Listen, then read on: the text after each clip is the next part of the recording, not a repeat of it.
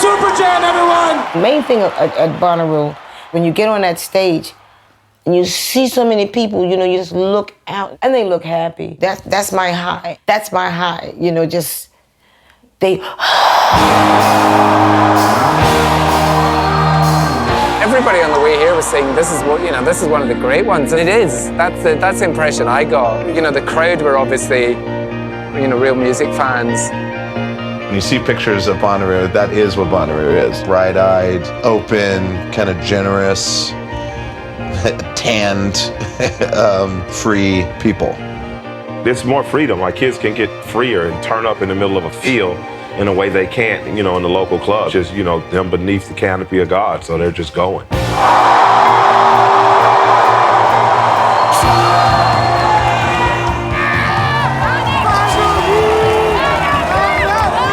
Oh, that's what I'm talking about there, Bonnaroo, baby. Turn up. Bonnaroo!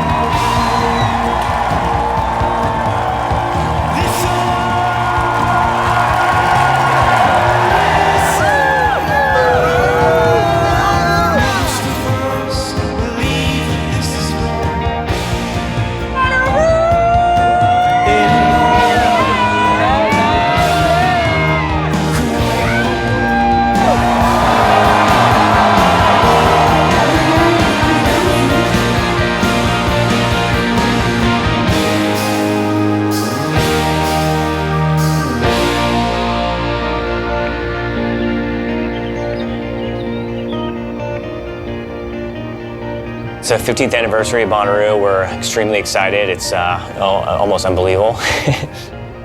We knew we wanted to be in music, but we were just coming out of college. We didn't know what we wanted that to be. Superfly was a small concert promoter in New Orleans, and we were doing all sorts of different venues, everything from theaters and clubs to riverboats. Myself, my partners, we were, you know, huge music fans, very passionate about live experience, very passionate about you know, bands that were connecting with their audiences in a deep way. We brought those different elements together with the idea of let's create almost a European-style, American national rock festival. In an amazing 18 days, we had sold 60,000 tickets. We had to stop ticket sales because we hadn't properly completed our site planning. We weren't absolutely sure how many people we could camp.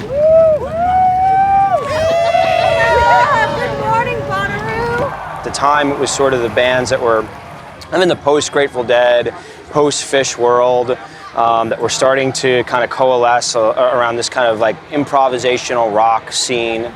We felt from before we were there, we felt like it was like more of a jam band hippie vibe or something, you know? And we walked away with just a completely different idea of what it was. It's probably the model of what I think all festivals are trying to do. We started kind of opening up, and you know, it was also simultaneous with Napster, the iPod, which was starting. So the way that people were listening to music was starting to really change. It was less format driven, and our musical interests were kind of all over the map. Right? We love great music.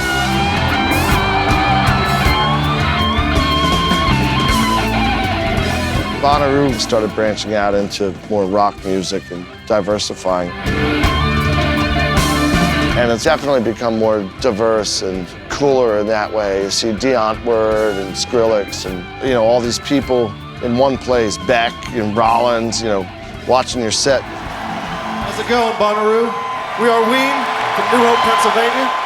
We're able to attract really the top-class, world-class artists and all the new emerging artists who are here to sort of break through and go to the next level. My Morning Jacket, I mean, they've really kind of grown up with Bonnaroo, which was really fun to watch. I remember the first year they played, I mean, it was probably to like 500 people. At that time, they were like total headbangers. Like all of them were just going nuts, had all the long hair, and it was such an amazing experience to see. And, you know, watching them grow over the years was amazing. And to now, they, you know, put on some of the most classic performances in Bonnaroo history.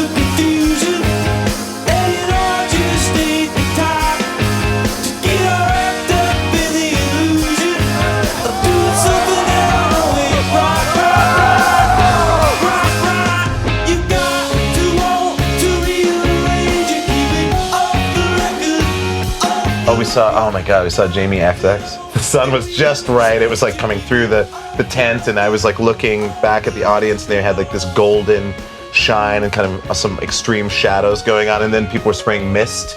So there's like mist going and like bronzed skin, and people like, yeah! And just like this really classy music. And oh man, it was dope. It was one of my favorite moments of the festival for sure. Springsteen, which was insane. All of a sudden, Springsteen just cuts into Santa Claus is coming to town. What the fuck is happening? Santa Claus is coming to town in the middle of a 3-hour set at Bonnaroo. And Springsteen came in on a horse too. In 2004, at the end, we had William Hung come out and sing She Bangs from the middle of Bonnaroo with like 20,000 people around him, and it was just so epic and ridiculous. I saw Chris Rock open for Metallica and then introduce them on the main stage, which is insane. I saw the Beastie Boys' last performance.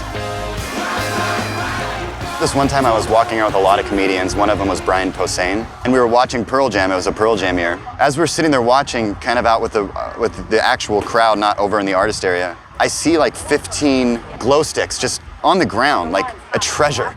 And so I walked up and I reached down to grab the glow sticks, and an inch away, somebody had a rope tied to it that I didn't see and just yanks the glow sticks like it's just this prank. Everybody was exploding in laughter, and then they threw the glow sticks back out, waiting for their next sucker. And Brian Posehn walked up to it and goes, steps on the rope, grabs it, rips it out of the guy's hands, and then just throws it into the crowd. And we celebrated. Oh, it was such a great moment. The Super Jam is something that we started in New Orleans really at the very beginning of Superfly. And the idea of it was to bring different players from different bands together. Throughout the years, we've had some amazing collaborations from Dan Auerbach from the Black Keys doing something with Dr. John. One year we had John Paul Jones of Led Zeppelin with Questlove from The Roots. It's just this amazing opportunity to do these really cool collaborations. Just creating these moments that are these ephemeral things that can only happen once is special. Last year, I played Super Jam stage, played like a Joe Cocker song or something that was fun. I like not knowing what's going on. It's all these great musicians on stage, and they're all just, they're all just slaying it, and I'm just kind of swimming along, seeing what happens, We wanted to kind of just keep adding things and making it better. It's one of the things that we kind of pride ourselves on with our festivals is we really never just sit and say, okay, it worked, let's just do it again and again and again. Like every year we try and make things different and create new things.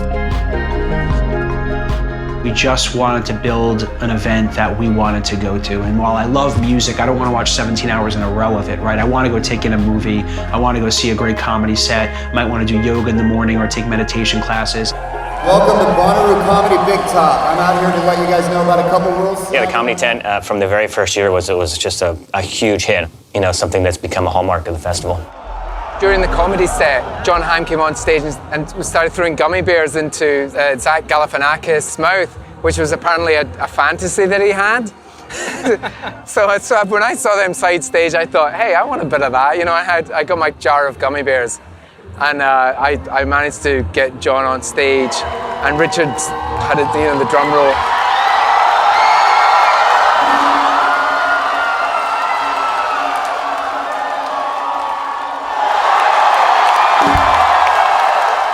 I caught one second time. The two Sarahs in our band, I think that just made their day. I'm a huge metal fan, and Slayer just, was incredible. And, of course I knew Slayer would be great, but I was just so proud to see the Bonnaroo fans completely embrace it. People were going nuts. But I think that's one of the things that's been great with Bonnaroo. The fans are really so open there.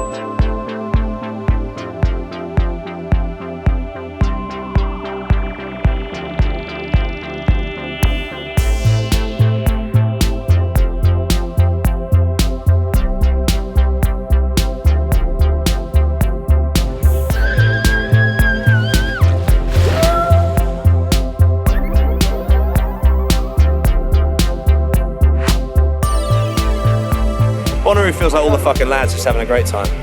We just went around the festival the day before we played in fancy dress, and it was good because like we don't get to go out front of the festival like that much anymore because it's just a bit hectic. So we got to go and experience the festival in the same way that everyone experienced the festival, and it was wicked. It was really fun. Went on water slides and got on the top of RVs and gave a lot of people a lot of high fives, you know, it was great. I loved it. I think that the festival really starts to shine when the sun starts going down, because you get that beautiful golden hour and people start settling, it starts cooling off. Excitement starts to build for some of the larger acts, and you know, things get a little crazier. People's attitudes change, it gets darker, a little bit more introspective, then you start to see all the visuals, installations, and the Calliope stage, they're like burners. Yeah, they're just a bunch of art weirdos doing weird pop-up stuff. They made a gigantic tractor-sized version of a VW Beetle, and we rode around in that, and it was towing a trailer with a huge sound system. Pretty awesome.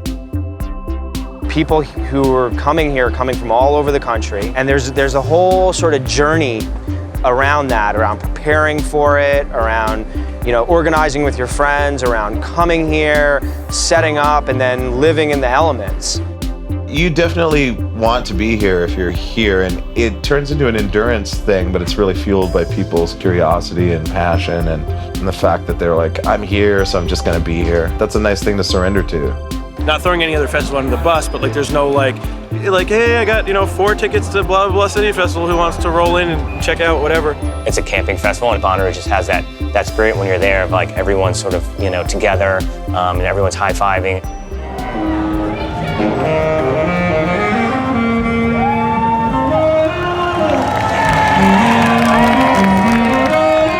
I like this festival because it seems more like just down homey and family, and I'm a Southerner. I remember going to the park, one of my concerts with my mom as a kid, you know, barefoot running around, so it's cool to see younger people getting turned on to music so fresh.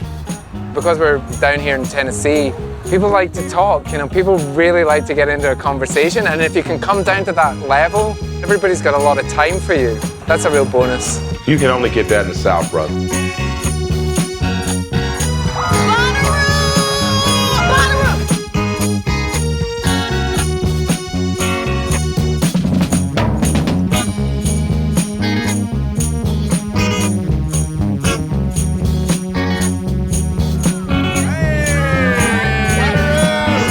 I think there's a lot of pretense that gets dropped, or at least, you know, gets dropped a few notches for people. I find a lot of people from all different genres hanging out, different types of people and mixing together, and I think it helps people in a way. This is my 10th anniversary of playing Bonnaroo. In 2005, I did my first Bonnaroo, and I've played 5 since. And yeah, in a world that is like, not sound like a geezer, but like everything's shifting so much with how people get content and enjoy things, like this thing just hasn't changed. 15 years of magic is going to be our tagline this year. It's like another milestone in time. You know, Bonnaroo's becoming an adult.